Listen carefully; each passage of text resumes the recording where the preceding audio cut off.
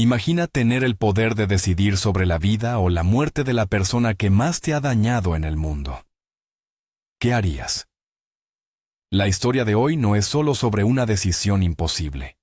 Es sobre cómo un acto de aparente perdón puede desatar fuerzas que no comprendemos, revelando secretos familiares y un don que puede ser tanto una salvación como una condena.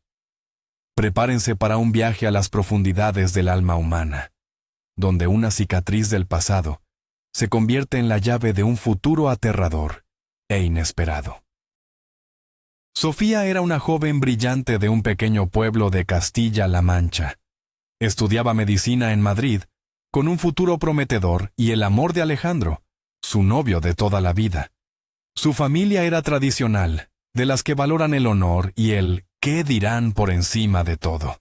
Su ancla, su confidente, era su abuela Carmen, una mujer sabia, de las que la gente del pueblo decía que tenía un don, una capacidad para ver más allá de lo evidente.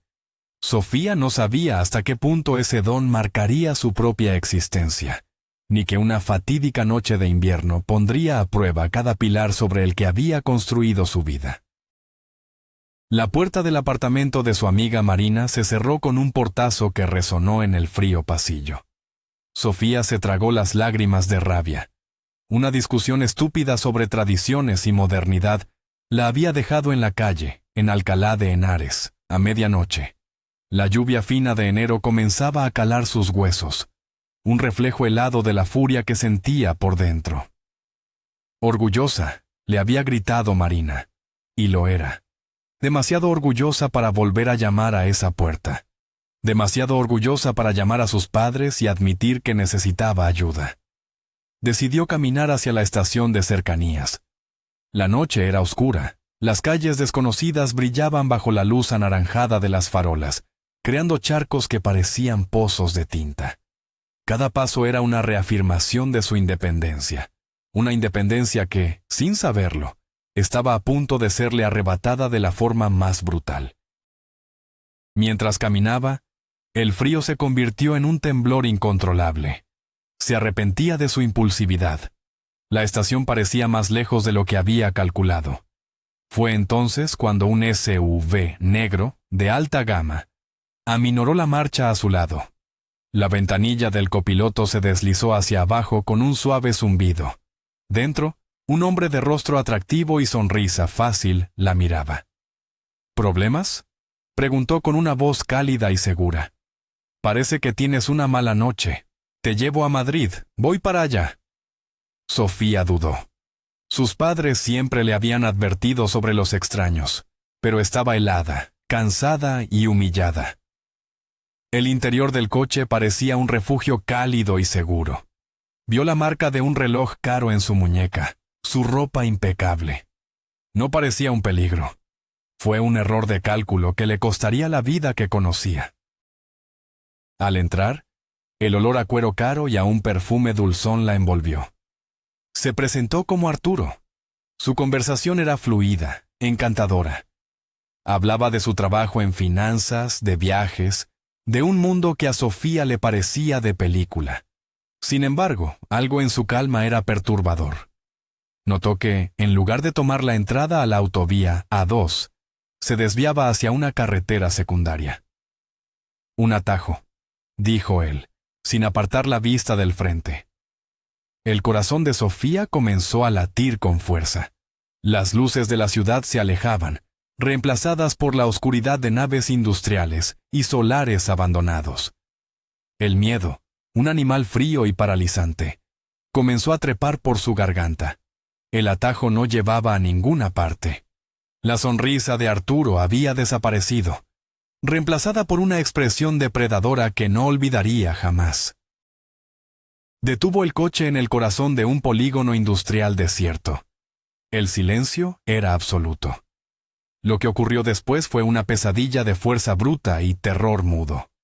Sofía luchó, arañó, gritó en un espacio insonorizado por el pánico.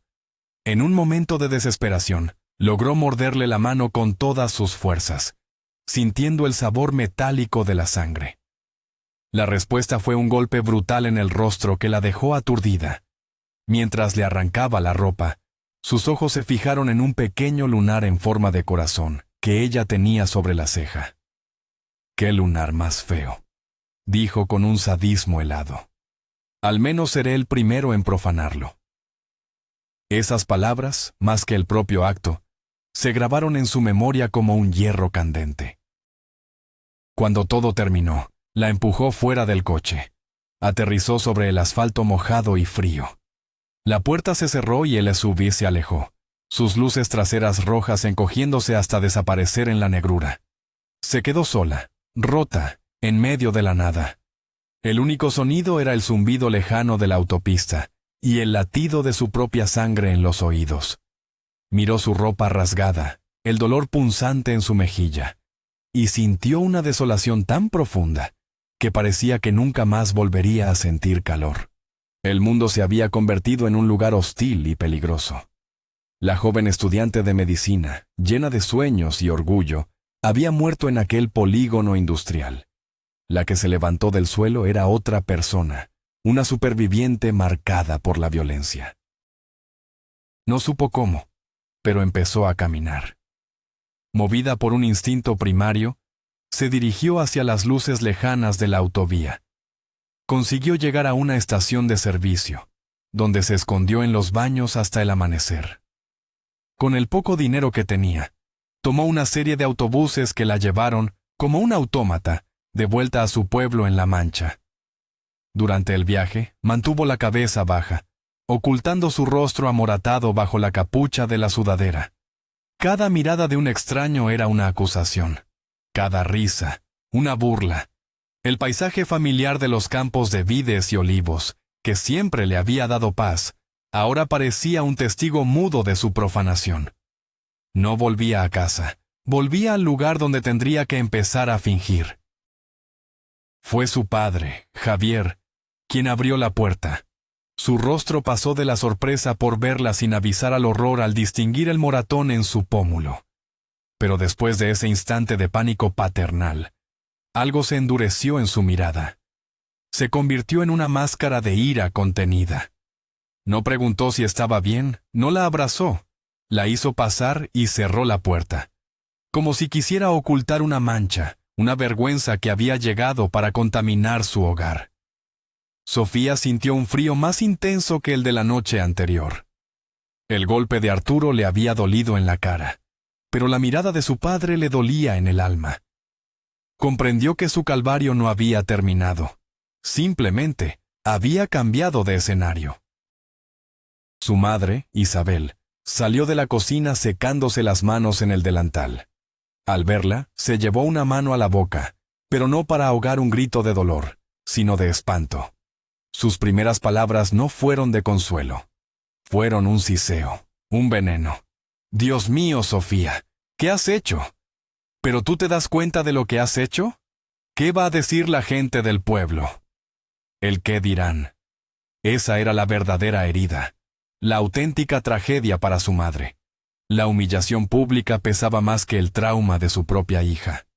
Sofía se sintió como una pieza de porcelana rota que ya no servía, cuyo único valor era el de afear la vitrina familiar. La vergüenza de sus padres era un muro que la aislaba, más infranqueable que cualquier distancia física. Llevó a la cocina, la sentó y le preparó. Llevó a la cocina, la sentó y le preparó una infusión con hierbas de su pequeño jardín. Mientras Sofía bebía a sorbos, la anciana le limpió con cuidado las heridas de la cara con un paño humedecido en agua de manzanilla. No hizo preguntas, no la juzgó. Simplemente estuvo ahí, ofreciendo el calor de su presencia, un ancla en medio de la tormenta de reproches y miradas heladas. En el silencio de aquellos gestos, Sofía encontró el único refugio posible, un pequeño islote de humanidad en un océano de desprecio familiar. De vuelta en Madrid, intentó reanudar su vida. El recuerdo de la agresión era una sombra constante. Unos días después, quedó con Alejandro en una cafetería cerca de la universidad. Él hablaba con entusiasmo de sus planes, de buscar un piso para cuando ella terminara la carrera. Sofía lo miraba, pero era como si estuviera al otro lado de un cristal. Quería contarle la verdad, necesitaba hacerlo, pero las palabras se negaban a salir. ¿Cómo explicar el horror? ¿Cómo compartir una herida que la había cambiado para siempre? Cada sonrisa de él, cada gesto de cariño, solo servía para hacer más grande el abismo que se había abierto entre ellos. Se sentía como una impostora, viviendo una vida que ya no le pertenecía. Pasaron las semanas. Sofía se sumergió en los estudios, buscando en la lógica de la medicina un escape al caos de sus emociones. Pero su cuerpo empezó a enviarle señales extrañas. Una náusea persistente por las mañanas, un cansancio que no se iba con el sueño. Al principio lo atribuyó al estrés postraumático, hasta que una compañera de clase, viéndola palidecer durante una práctica, bromeó. «Cuidado, Sofía, esos son los síntomas de primero de embarazo». La broma cayó como una losa de hielo en su estómago. El pánico la invadió. Contó los días en su mente. La posibilidad era remota, pero existía. Una semilla de terror, plantada en la violencia, podía estar creciendo en su interior. Con el corazón en un puño, entró en una farmacia y compró un test de embarazo. Esperó a que los baños compartidos de su residencia de estudiantes estuvieran vacíos. El silencio del lugar, solo roto por el goteo de un grifo, era ensordecedor. Sus manos temblaban tanto que casi no podía seguir las instrucciones. Esperó los minutos más largos de su vida, mirando fijamente el pequeño dispositivo de plástico. Y entonces aparecieron 2 líneas azules, nítidas, inequívocas. Un veredicto. Una sentencia de por vida. El aire se le escapó de los pulmones en un sollozo ahogado. Se deslizó por la pared hasta el suelo frío, abrazando sus rodillas. No estaba sola. Y esa era la noticia más aterradora de todas. Desesperada, tomó el primer autobús de vuelta al pueblo. Solo había una persona en el mundo a la que podía acudir. Su abuela Carmen. El viaje fue una tortura. El paisaje de La Mancha, normalmente tan reconfortante, le pareció un desierto desolado. Cada kilómetro la acercaba a un juicio del que no podía escapar. Sentía la vida que crecía en ella no como un milagro, sino como la prueba viviente de su humillación, un secreto que la marcaba desde dentro. Necesitaba la sabiduría de su abuela, sus remedios, sus palabras tranquilas. Necesitaba que alguien le dijera que había una salida, aunque en el fondo de su corazón temía que ya no existiera ninguna. La confesión en la cocina de sus padres fue brutal. Al oír la palabra embarazada, su padre, Javier, se transformó. Su rostro se congestionó de furia y golpeó la mesa con el puño. «¡Un bastardo! No quiero un bastardo bajo mi techo. Te deshaces de él o te largas de esta casa», gritó. Su madre, Isabel, se derrumbó en una silla, llorando desconsoladamente. Pero sus lágrimas no eran por el dolor de su hija, sino por la vergüenza, por el honor familiar hecho trizas. Sofía se sintió juzgada y condenada sin piedad por sus propios padres. La habían sentenciado a elegir entre una vida y su familia. En ese momento, se sintió más huérfana que nunca. Fue Carmen quien la sacó de allí. La llevó a su pequeño cuarto, que olía a lavanda y a cera de velas. Sentó a Sofía en una silla baja, y sobre una mesa de camilla, extendió una baraja de cartas españolas, viejas y sobadas por el uso. Las dispuso en una formación extraña mientras susurraba palabras ininteligibles. Finalmente, levantó la vista y sus ojos oscuros, increíblemente lúcidos, se clavaron en los de su nieta. «Conservarás a esta criatura», dijo con una voz firme que no admitía réplica. «Tu camino será duro, pero esta niña será tu fuerza. Y escucha bien, un día, el destino te pondrá de nuevo frente a tu verdugo. Tu reacción en ese momento decidirá tu verdadero camino». Armada con la extraña certeza que le habían infundido las palabras de su abuela, Sofía se enfrentó a Alejandro. Le contó todo, sin omitir ningún detalle del horror, ni de sus consecuencias. Lo observó mientras su rostro pasaba de la incredulidad al asco. No hubo compasión, solo un frío pragmatismo. Ese problema no es mío, Sofía, dijo. Y la palabra problema fue como una bofetada. Hay clínicas para esto. Arréglalo. No puedes arruinar nuestras vidas por esto. La frialdad de sus palabras, la facilidad con la que la descartó a ella y a la vida que llevaba dentro, fue extrañamente liberadora.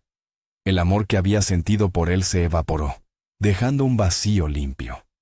Ya no tenía que complacer a nadie.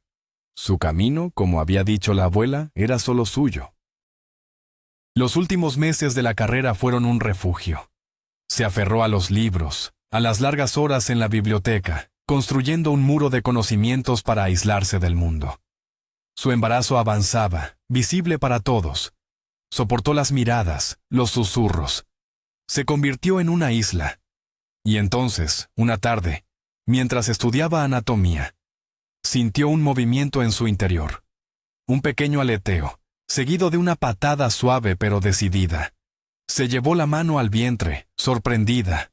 No fue un recordatorio del horror. Fue una comunicación, un secreto compartido entre dos seres contra el mundo. En ese instante, dejó de ser una víctima, se convirtió en madre, y esa vida ya no era una carga, sino su única aliada. Con el título de médico bajo el brazo y una tripa de 8 meses, regresó al pueblo. Su único anhelo era enseñarle el diploma a su abuela, la única persona que había creído en ella. Pero en la puerta de la casa familiar no había una bienvenida, sino un lazo negro. El corazón se le detuvo. Carmen había muerto de un infarto fulminante 2 días antes. Nadie se había molestado en llamarla. Entró en la casa y el olor a cera de velatorio y a flores marchitas la golpeó. Se acercó al ataúd abierto. Vio el rostro sereno de su abuela y se derrumbó. La única luz que la guiaba se había extinguido. Estaba completa y absolutamente sola. Tras el entierro, sus padres la sentaron en la cocina. La atmósfera era gélida. Su padre le entregó un sobre abultado de billetes. «Esto es para que empieces en otro sitio», dijo Javier, sin mirarla a los ojos. «Vete a Madrid. Di que te has casado y que el padre trabaja afuera. No puedes quedarte aquí. La vergüenza nos mataría a todos». Su madre asintió, secándose una lágrima falsa. No era un consejo, era una orden de destierro. La expulsaban para salvar las apariencias. Sofía cogió el sobre, se levantó y sin decir una palabra salió de la casa donde había crecido. Ya no era su hogar. No tenía hogar. Solo tenía un futuro incierto y una vida a punto de nacer. Madrid la recibió con la indiferencia de una gran ciudad. Sola, visiblemente embarazada y con el dinero del destierro menguando. La desesperación comenzó a hacer mella. Una tarde, caminando sin rumbo, sus pies la llevaron a la calle de su antigua residencia de estudiantes. Vio a Teresa, la portera, una mujer viuda, de lengua afilada pero mirada noble, regando los geranios de la entrada. Recordaba su amabilidad. En un acto de pura desesperación, se acercó a ella. Con la voz quebrada, le contó una versión resumida de su historia, esperando, como mucho, unas palabras de lástima. No se imaginaba que ese encuentro cambiaría su vida por segunda vez. Teresa la escuchó en silencio, con el ceño fruncido. Cuando Sofía terminó, la mujer dejó la regadera en el suelo. Se secó las manos en el mandil y la miró fijamente. «Hay que ser muy mala gente para hacerle eso a una hija», sentenció. Luego, sin más preámbulos, añadió: «Vente conmigo. Mi piso en Carabanchel no es el Palacio Real, pero hay un cuarto libre y un plato de lentejas nunca falta. La casa es pequeña, pero el corazón es grande». Sofía no podía creerlo.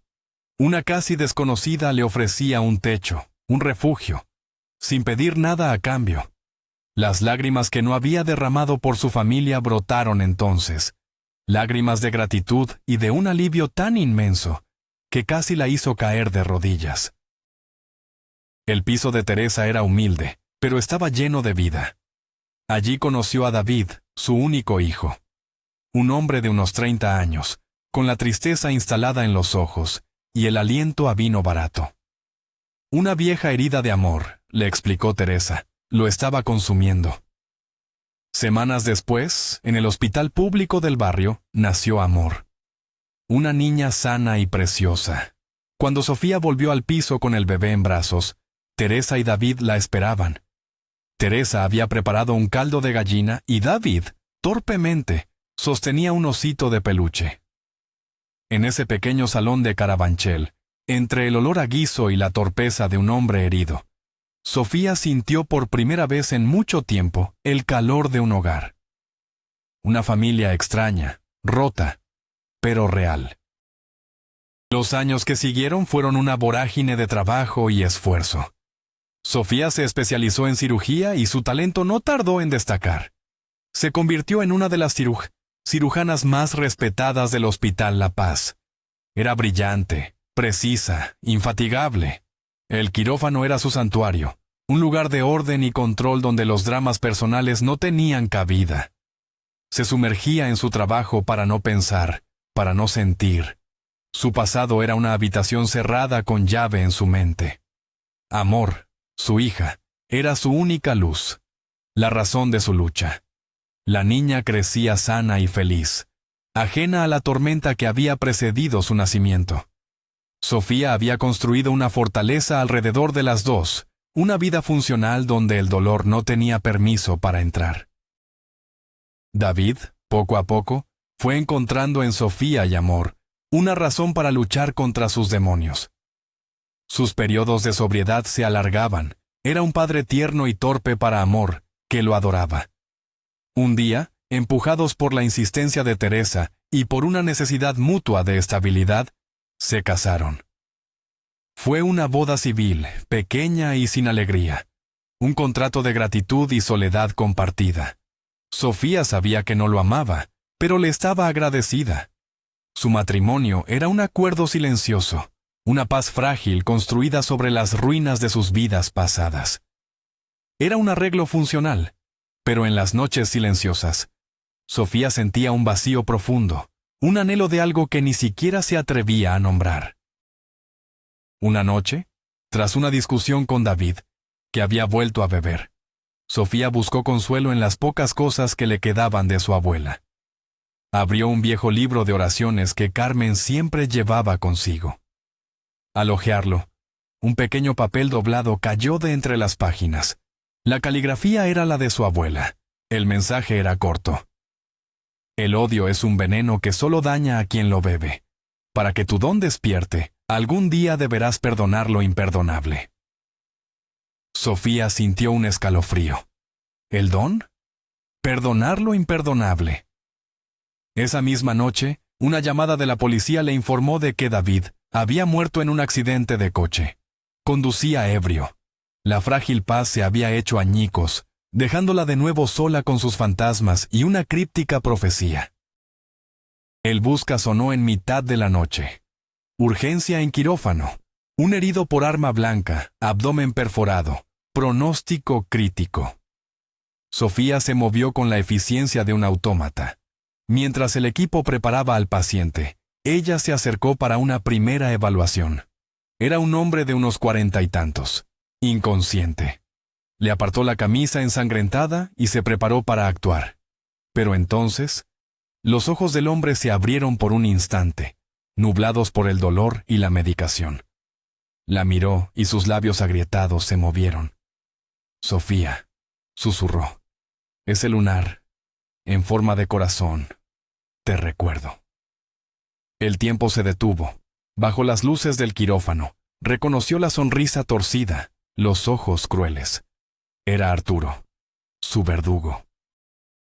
El mundo se encogió hasta convertirse en el rostro de aquel hombre y el bisturí que ella sostenía en la mano. La voz de su abuela resonó en su cabeza. El destino te pondrá de nuevo frente a tu verdugo. Su vida, su muerte, estaba literalmente en sus manos. Un movimiento en falso, un corte 1 milímetro más profundo, y nadie lo sabría. Sería un fallo quirúrgico. La justicia, la venganza. Vio en su mente el polígono industrial. Sintió el frío del asfalto. Entonces, su mirada se posó en la mano del hombre. Allí, casi borrada por el tiempo, vio la cicatriz pálida de una mordedura, la suya. El juramento hipocrático luchaba contra el grito de la niña aterrorizada, que aún vivía dentro de ella. Tras una operación de varias horas, su profesionalidad venció. Le salvó la vida. Agotada, se sentó en su despacho, con la adrenalina abandonando su cuerpo. Fue entonces cuando ocurrió. Una imagen nítida, vívida, asaltó su mente. Un coche gris perdiendo el control en una curva, el sonido de cristales rotos, y la bufanda roja de su hija Amor, tirada en el asfalto. La visión fue tan real que gritó. Un terror puro, inexplicable, la inundó. Miró el reloj. Amor debía de estar saliendo de su clase de patinaje sobre hielo. El don del que hablaba su abuela, la herencia familiar que nunca había entendido, acababa de despertar de la forma más violenta y aterradora posible. El pánico la impulsó. Sin pensar, cogió el teléfono. Marcó el número de Teresa, que cuidaba de Amor esa tarde. Su voz era un grito histérico. «Mamá, no dejes que Amor salga. No la dejes ir a patinar por lo que más quieras. Ciérrala en casa si es preciso». Teresa, alarmada por el pánico en su voz, obedeció sin hacer preguntas. Sofía condujo hasta casa como una autómata. Una hora después, el telediario informó de un accidente.